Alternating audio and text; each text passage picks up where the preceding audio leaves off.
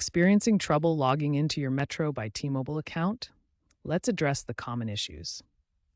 First, check your internet connection. Ensure you have a stable 4G, 5G, or Wi-Fi signal. For app problems, make sure you're using the latest version of the My Metro app. Outdated apps can cause login failures. Try force closing and reopening the app.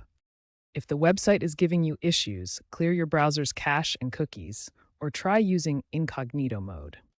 Many login problems stem from simple user errors, so try these quick resets before moving on to more complex solutions. If basic troubleshooting doesn't work, consider these advanced steps.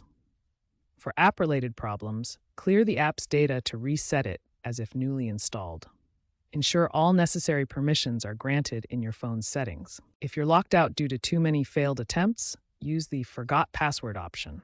Reset emails can be delayed by spam filters, so check your spam folder. If CAPTCHAs on the website are looping, try disabling any VPNs or ad blockers. As a last resort, contact Metro by T-Mobile support via live chat for quicker resolutions.